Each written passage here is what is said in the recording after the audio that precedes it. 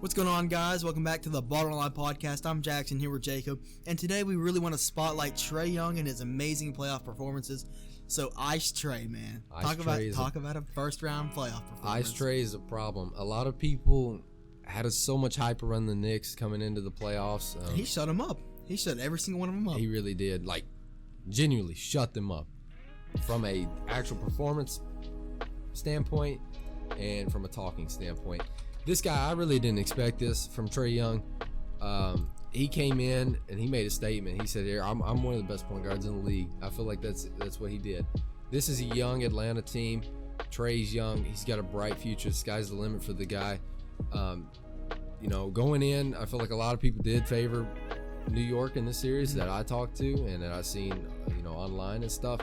But I did actually pick Atlanta to win this, and obviously they came out. I didn't expect it to be in 5, though. I feel like they probably could have swept them, really, but they didn't. Trae Young, it's really amazing what he did in this first round. He single-handedly, in one game, became the enemy of 8.4 million people. That's all New York's population. No, right there. Yeah. That's kind of insane. He really did. When you look at Trae Young and what he did in the playoffs and how he really acts, how he manners himself, it's reminiscent of, players like Reggie Miller. That's honestly what I got reminded of. And what I love about Trae, too, is he just loves it. He absolutely takes every single bit of it in. Did you see him in one of the games? He looked at the crowd and, made a spitting face. You spit on me. You spit on me. I'll show you. I'll show you not to spit on me. One thing I really love is he's been doing that bow, the bow he took in Game 5. Yeah, I'll put it up for you all. Man, that was amazing. Man, he did the bow. He did that in Game 5, sending them home. He also did it a long time ago. I think it was in high school or maybe in college. Did he really? Yeah, he did a bow to someone. He's always had that. And the thing about Trae is a lot of guys are cocky and they'll talk. Patrick Beverly for one, but he can't back it up. Luka said, "You're too small. Yeah, Trae you can't guard me. Go sit back on the bench." Yeah, Trae and Luka, they're backing it up right now. And the thing was, the Knicks, and I almost felt bad for him because every time the Knicks would hit a shot, the crowd, it was coming back to the game. Trae would come down, he'd do it right back to him. He'd do it shoot right a floater. Back to him. They'd shut the whole crowd up, and it was just like, I'm made to do this. This is why I'm here. I'm making a statement, and I think Philadelphia should really be aware of this Atlanta team because they are dangerous and they are very liable to beat them. Yeah. One thing is a lot of people hate Trae Young. It's like him and LeBron and Luka. They're probably top of the line when it comes to people who are hated in the NBA. And it's for a good reason. How he plays kind of, he looks for fouls and stuff.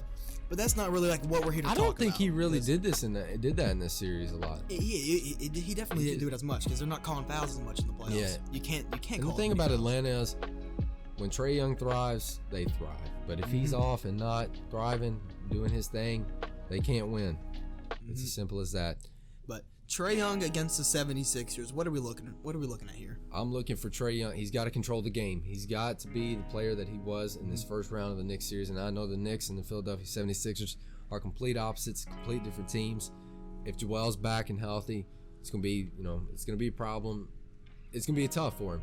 But he's got to be a true point guard. He's got to distribute the ball, but he's also got to go out and get buckets. He's got to try to draw fouls. He's got to try to get to the line. He's got to use every single trick. He has to use every single trick. He's got to use everything to his advantage. The first pick and roll, everything. Yeah, in the first round he averaged 29 points, 10 assists, only 2 rebounds, but Trae Young, 6-foot guard. He's not going to get rebounds. Yeah. 44% from the field and 34 from 3. And he shot really 91, 92 from free throw as well. Really good shooting splits from Trae Young. This dude is seriously a problem, as the title says. This guy cannot be stopped in the playoffs. Going up against Julius Randle, obviously he has a good team. Trae Young has a good team. The Hawks were good. DeAndre Hunter really put the stops on Julius Randle. Problems. The Knicks stood no chance. The only player playing good for him was D Rose. Derrick Rose. No one saw that coming into the series.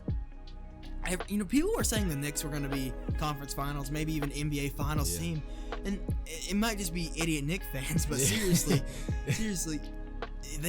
Trae Young shut him up. He did, and I love it. I absolutely loved every single bit of it. I actually watched every single one of these games, and I probably enjoyed this series more than any series so far that I've watched.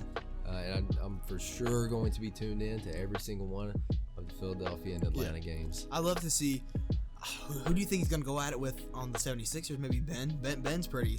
Well, that's what I'm looking forward to. I think I'm not even putting Joel in this. I think this is Trae Young versus Ben Simmons, Defensive Player of the Year versus Ice Trae, the guy who is one of the hottest stars in the league as we're talking right now. I think this is going to put Ben to the test. You know, is he that good of a defender?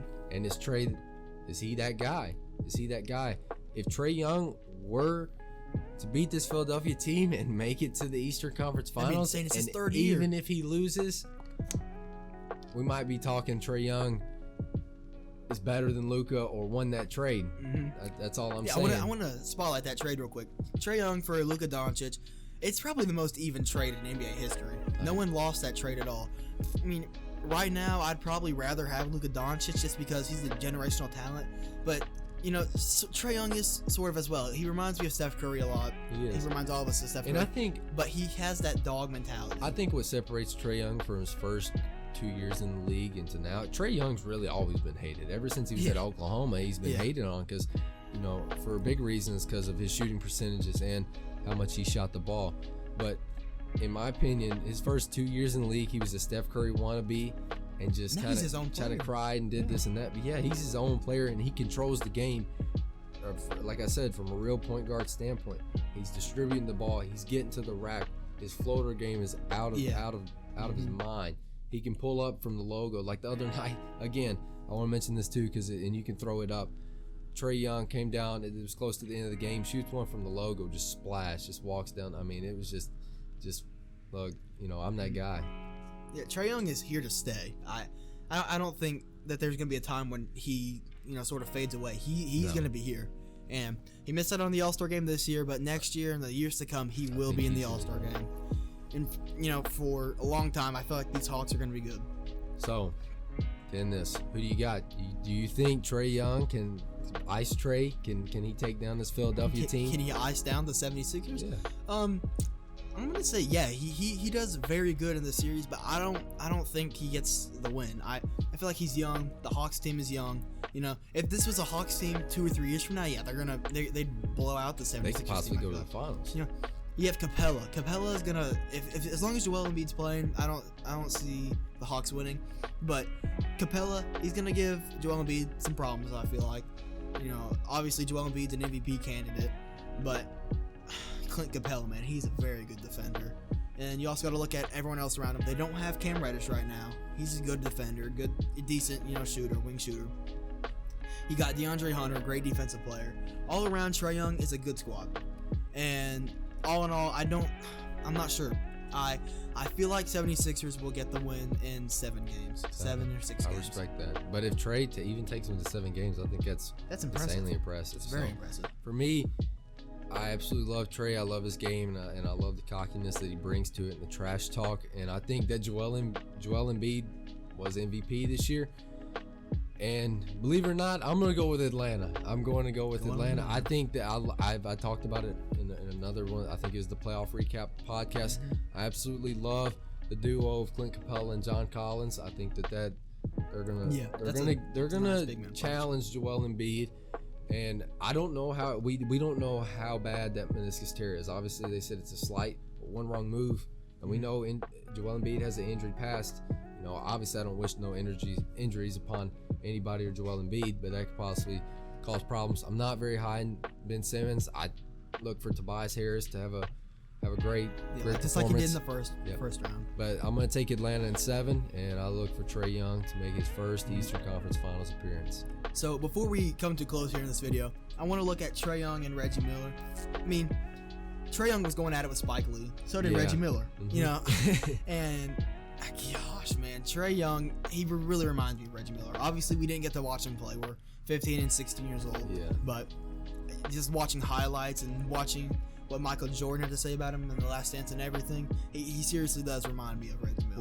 What I love too about it was Derrick Rose. I don't know if you guys saw, but he signed his jersey and gave it to Trae, and Trae posted it, and he's getting respect. It's just, you know, they might have went at it this series, but D Rose knows that this guy is legit, and he's for real, and he's going to cause problems in the next couple years, and maybe even 10 years in the league.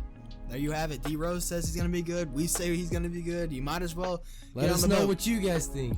Is Trae that guy? Is Trae that guy? We believe he is. So let us know down below in the comment section. If you're new, make sure you subscribe, like the video if you enjoyed, and we will see y'all next time.